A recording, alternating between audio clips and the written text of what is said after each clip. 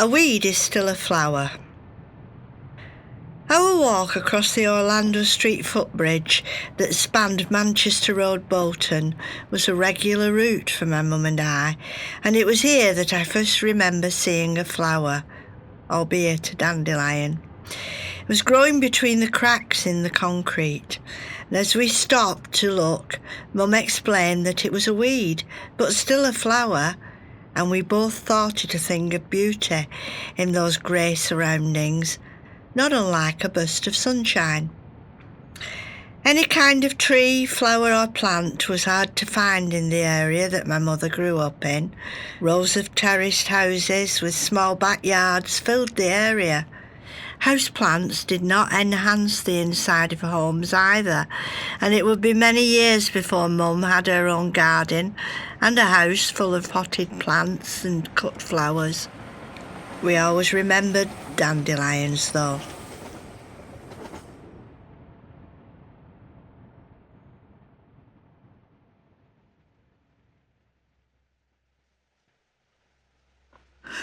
My memories are of a red ball and a wall.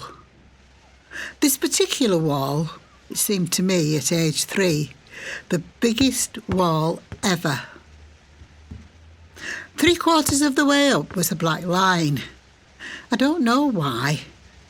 And I decided that one day I would throw my red ball so high that it would fly right up to the black line and over it. I wanted to beat that wall. It took a long time. Neighbours complained about the constant thumping that echoed through their house. The day I finally did it, the rain had just stopped. There were puddles all down the street, and I threw my ball as high and as hard as I could, and it soared higher than ever over the black line and above. It landed in a puddle and splash. There's always a wall, though. It's a sort of metaphor for me. I suppose it always will be.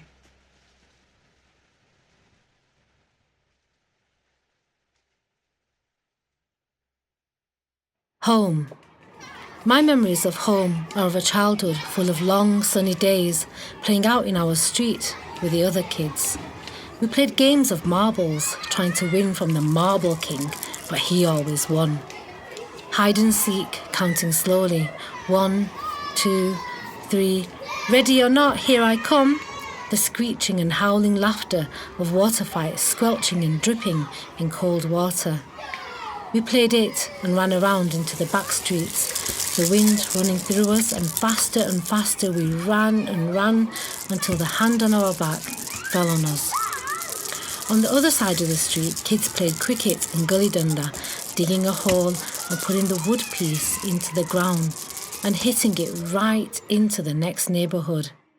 When night drew in, my mother called me in, and I went to bed, dreaming of being crowned the Marble Queen. Tomorrow.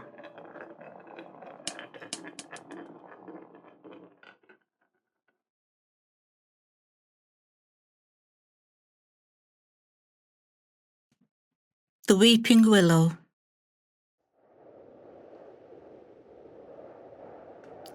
In the 1960s, I was placed in an orphanage.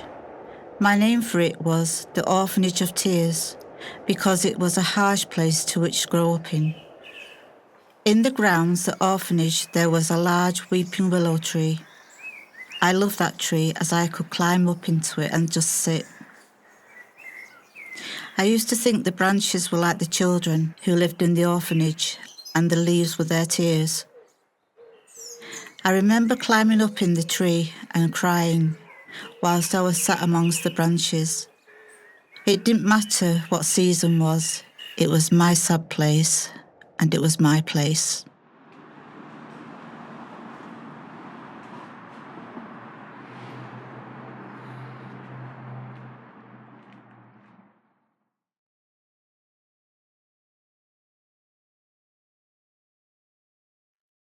Balloons. This is a story about a young boy I know, a mischievous and cheeky boy, used to get himself into a lot of trouble. One day he was playing in the house with his two sisters. They came across a box. When they opened the box, they found some balloons. They decided to blow the balloons up and write their names on them. When their mum and dad came into the room, they got a shock. What the children had blown up was not balloons at all, was condoms. All the parents could do was laugh. And as for that mischievous boy, dear readers, I married him.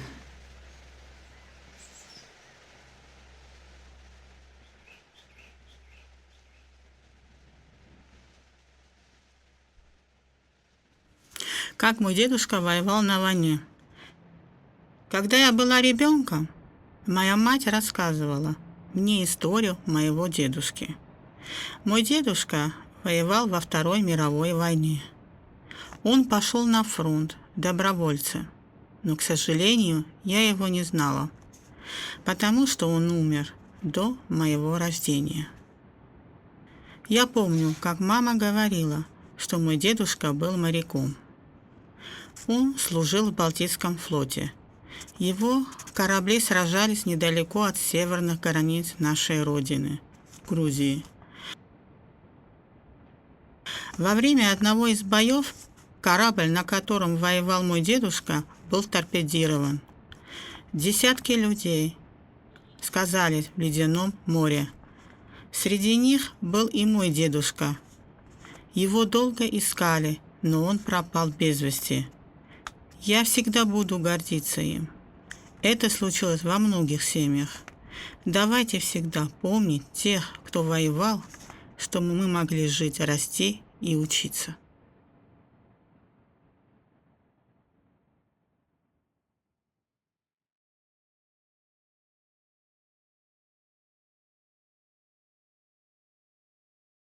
Christine Kelly and her pram. When my sister Christine was about 6 years old, she went to play at the local scrapyard at the bottom of the street. The scrapyard was our playground. One day, Christine went missing. All the street went looking for her. Our grandma came walking up the street with my sister pushing an old rustic silver cross pram that she had found and filled with old paint cans and oil cans. She had walked all the way to my grandma's, knocked on the door.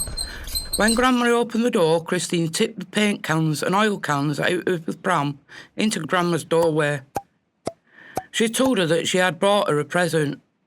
She tried many times to get rid of the pram and take it back to the scrapyard, but Christine kept finding it and bringing it back home. We gave up in the end and let her keep it.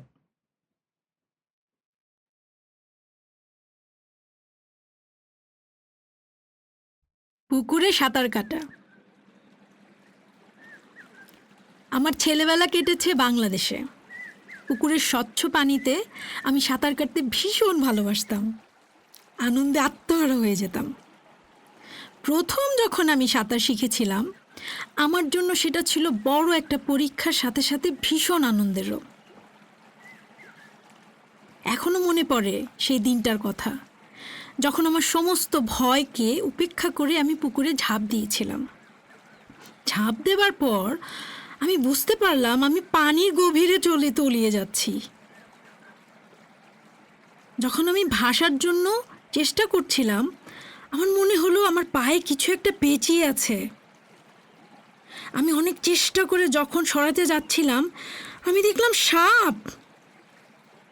দেখার সঙ্গে সঙ্গে আমি ভীত অবস্থায় কোনো কিছু না ভেবে সাঁতরাতে থাকলাম। ভয় একদম চলে গেল। একটা মাছের মতো আমি পুকুরের এক প্রান্ত থেকে অন্য প্রান্তে চলে গেলাম।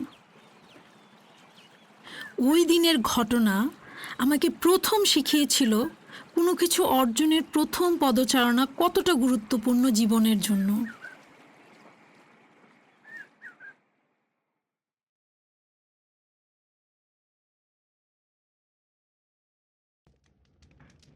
The peg rug.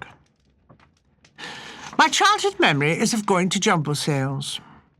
The main reason was to find suitable woolen material, usually coats or skirts, to cut up to make our latest peg rug. I would be sent to find red, and my brothers to find blue or green, and my mother any other colour. She would already have marked up some strong sacking cloth with an intricate pattern of circles and triangles or squares. This formed a backing for the rug. We spent the evening cutting our purchases into regular strips. Hard work for small hands. And then we would all sit, the sacking covering our knees, and peg the strips into our given section with a special hook. I loved the coziness of this family activity. Once completed, the rug would be placed in front of the fire, a source of great pride, satisfaction, and admiration. A treasured memory of a very different world and time.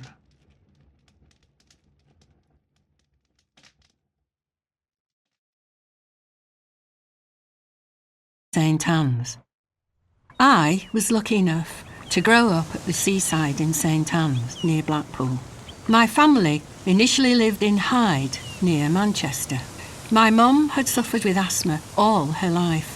Eventually, my dad secured a job in St. Anne's, where there were no fumes from smoke, but clean, fresh, salty air. As a child, I would often be taken into Blackpool, and every year without fail, Mum, Dad and I would drive through the illuminations, then enjoy some fish and chips afterwards. Little did I know that my future hubby, Rob, was also visiting Blackpool and St. Anne's from where he lived in Bolton, and where I now live.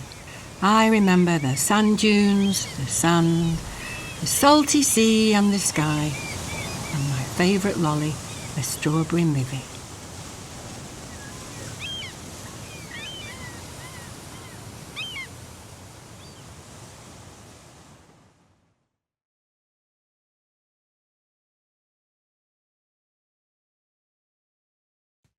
My big brother, Paul Greenhalgh, he was my best friend growing up. Sadly, he passed away in 1979, 3 months after my mum, in a motorbike accident. My brother was into all sorts of things, but he loved music the most. He loved Queen, and I remember him telling me how he actually watched Freddie Mercury perform in Queen's Park in Bolton in 1969, before the band had formed. Maybe that's why they chose the name. I remember sitting with my brother watching Top of the Pops when Queen got to #1 with Bohemian Rhapsody. Since then, I've been hooked.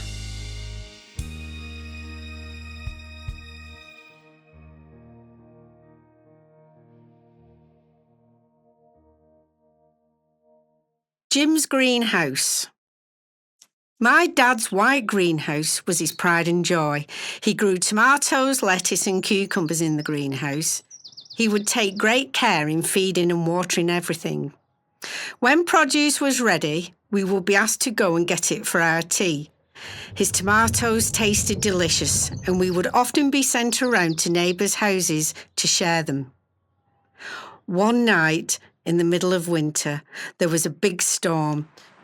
We heard the tinkling of breaking glass, and when we looked out of our back window into the garden, we could see that the greenhouse was teetering in the wind and rain. Then the entire greenhouse came crashing to the ground, but there was nothing we could do. My dad never got down about anything, and he just carried on growing potatoes after that. We will always remember the lovely taste and smell of Jim's tomatoes.